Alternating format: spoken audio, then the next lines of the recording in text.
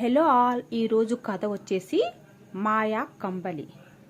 పూర్వం హిమాలయ పర్వతాల్లో ఆత్మానందుడనే వృద్ధయోగి ఉండేవాడు. ఆయన గొప్ప మహిమలు కలవాడని తెలిసి చుట్టుపక్కల వాళ్ళు తరచుగా చూడవచ్చేవాళ్ళు. తమకు గల సమస్యలను ఏకరువు పెట్టి పరిష్కార మార్గాలు చూపమని ఆయన ఏకాగ్రతను చెడగొడుతూ ఉండేవారు.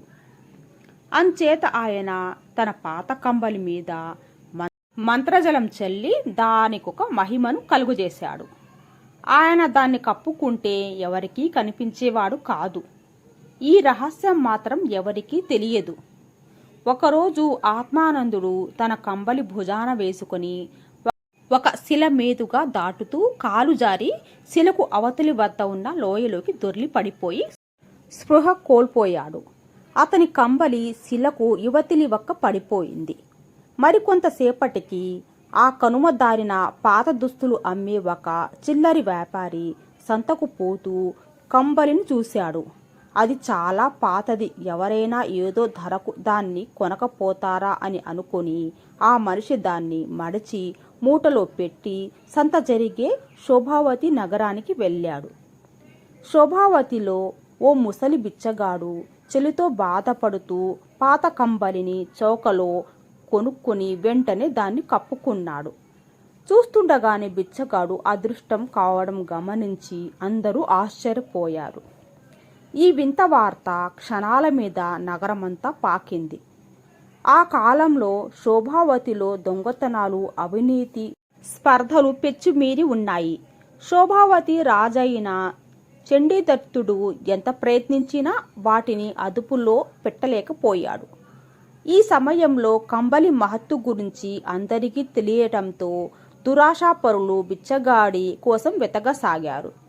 అలాంటి అదృష్టకరణితో దొంగతనాలు చేయవచ్చు, యథేచ్ఛగా అవినీతి కొనసాగించవచ్చు, పట్టుబడకుండా ప్రత్యర్థులను దెబ్బతీయవచ్చు అని వారి ఆలోచన. కంబలి సహాయంతో అదృశ్యంగా తిరుగుతున్న బిచ్చగాడు నలుగురు అనుకునే మాటలు విని మరికొంతసేపటికి తన రానున్న ప్రమాదాన్ని గ్రహించి తన చేతుకర్రను ఒక పొదలో పెట్టి ఎలాంటి చెప్పుడు చేయకుండా మసలసాగాడు. ఆ కంబలి వల్ల వాడికి అడుక్కు తినడానికి కూడా లేకపోయింది.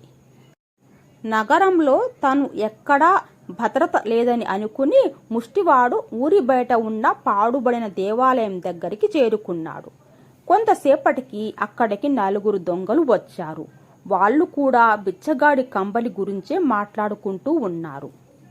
ఆ రాత్రి అంతా వాడు ఆలోచించి తన కంబలి కోసం దేశంలో హేమాహేమీలు తహతహలాడుతున్నారని, అది తనకు ఎందుకు పనికిరాదు అని నిర్ణయించుకొని మర్నాడు తెల్లారగానే తాను వాళ్ళ కంటపడకుండా కంబలి కప్పుకొని అదృశ్యంగా రాజసభకు వెళ్ళి తాను కప్పుకున్న కంబలి తీసి రాజు ఎదుట ప్రత్యక్షమయ్యాడు. మహాప్రభు, ఈ కంబలి వల్ల నాకు ప్రాణహాని తప్ప శాంతి గాని సుఖం గాని లేదు. దీనిని మీ వద్దనే ఉంచండి అని బిచ్చగాడు కంబలిని రాజుకు ఇచ్చాడు. రాజు దాన్ని స్వయంగా పరీక్షించి దాని మహత్తును తెలుసుకుని బిచ్చగాడికి జీవితం సుఖంగా గడిచేలా ఏర్పాటు చేసి కంబలి తాను తీసుకున్నాడు. ఈ లోపల కొండ మీద పడిపోయిన ఆత్మానందుడు కోలుకొని తన కంబలి చండీదత్తుడు వద్ద ఉన్నదని తెలుసుకుని శోభావతి నగరానికి వచ్చి రాజును ఏకాంతంగా కలుసుకుని తన కంబలి తనకియ్యమని అడిగాడు. రాజు అందుకు అభ్యంతరం చెబుతూ రాజ్య శ్రేయస్సు దృష్ట్యా ఇది నా దగ్గర ఉండటమే మంచిది అన్నాడు. రాజా, నేను కూడా రాజ్య శ్రేయస్సు కోసమే చెబుతున్నాను. అసాధారణ శక్తుల వల్ల మంచి కంటే చెడు జరగటానికి ఎక్కువ అవకాశాలు ఉన్నాయి. ఇలాంటి మహిమాన్వితమైన వస్తువు మనిషిని పాప కార్యాలకు, నీతి బాహ్యమైన పనులకు పురికొల్పుతుంది. మీ మంచితనం భంగం కావడం నాకు ఇష్టం లేదు అన్నాడు ఆత్మానందుడు. శతవిధాలా చెప్పిన రాజు తన వాదనతో ఏకీభవించలేకపోయేసరికి స్వానుభావంతో తప్ప నీకు ఈ విషయం బోధపడదు అంటూ నిట్టూర్చాడు ఆత్మానందుడు. తన కంబలిని రాజు వద్ద ఉంచటానికి ఒప్పుకొని ఎందుకైనా మంచిది అని చెప్పి రాజు చేతికి ఒక రక్షాబంధం కట్టి వెళ్ళిపోయాడు ఆత్మానందుడు. కంబలి సహాయంతో రాజు దొంగల ముఠాలను అనేక మంది అవినీతి పరులను కఠినంగా శిక్షించడంతో నగరంలో నేరాలు అక్రమాలు పూర్తిగా తగ్గిపోయాయి. చండీదత్తుడు మనస్సుకు కొంత ప్రశాంతత చేకూరింది. ఒకనాడు రాజు సభా మందిరంలో రాజనర్తకి అయిన చంచల నాట్యానికి ఆనంద భరితుడై నర్తకిని ఏం కావాలి అని అడిగాడు. చంచల మాయా కంబలిని 2 రోజుల పాటు తన వద్ద ఉండనీయమని రాజును కోరింది. ఆమె ముచ్చటను రాజు నిరాకరించలేక శయన మందిరంలో ఉన్నదని వచ్చి తీసుకుని వెళ్ళు అన్నాడు. రాజు శయన మందిరానికి చంచల వచ్చి కంబలి కప్పుకొని తిరుగుముఖం పట్టింది.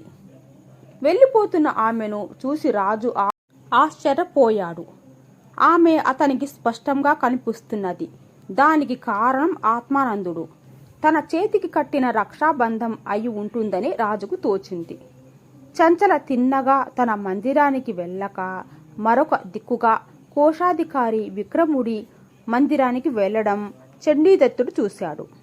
చంచల అతని వద్దకు ఎందుకు వెళ్ళి ఉంటుందని ఆలోచిస్తూ చండీదత్తుడు శయ నగరానికి వెళ్ళి పడుకున్నాడు. కానీ అతనికి నిద్ర పట్టలేదు. ఆ రాత్రి వేళ విక్రముడు కంబలి కప్పుకొని చేత కత్తి పట్టుకుని తన శయ నగరానికి ప్రవేశించడం రాజు చూసి తనను చంపడానికి వస్తున్నాడని గ్రహించి లేచి చివాలున కత్తి దూసి విక్రముడి మీద పడ్డాడు. రాజు నిద్ర పోతూ ఉంటాడని మేలుకొని ఉన్న కంబలి మూలాన తనను చూడలేదని నమ్మిన విక్రముడు ఇలాంటి పరిణామానికి సిద్ధంగా లేక రాజు చేతిలో తేలికగా చచ్చిపోయాడు. రాజాజ్ఞ ప్రకారం భటులు చంచలను బంధించి తెచ్చారు. రాజును హత్య చేసి వాళ్ళ వారసులను బంధించి తాను రాజు కావాలని విక్రముడు అనుకున్నాడని చంచల కంబలి ఇచ్చి చేసిన సహాయానికి ఆమెను పట్టపు రాణిని చేస్తానని ప్రలోభ పెట్టాడని ఆమె అందుకు ఒప్పుకున్నదని భటులు తెలియజేశారు. చండీదత్తుడు ఆమెను దేశం నుంచి బహిష్కరించాడు. ఆ మర్నాడే రాజు హిమాలయాల్లో ఆత్మానందుడు ఉన్న చోటికి వెళ్ళి, స్వామి, మీ కంబలిని మీరే ఉంచుకోండి. దీనివల్ల మంచి ఆలోచనతో మంచి చేయవచ్చునని అనుకున్నాను. కానీ దీనివల్ల మనుష్యులలో స్వార్థం, నీచత్వం, చెడు ఆలోచనలు పెరిగి ప్రాణాలకే ముప్పు కలుగుతూ ఉందని ఇచ్చేశాడు.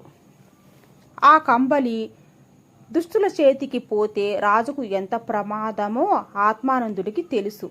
కాబట్టే ఆయన శోభావతి నగరానికి వెళ్ళి రాజును కంబలి ఇమ్మని అడిగాడు. రాజుకు రక్షాబంధనం కట్టాడు. రాజు కూడా దీనివల్ల వచ్చే ప్రమాదం గ్రహించగానే కంబలిని ఆత్మానందుడికి తిరిగి ఇచ్చేశాడు.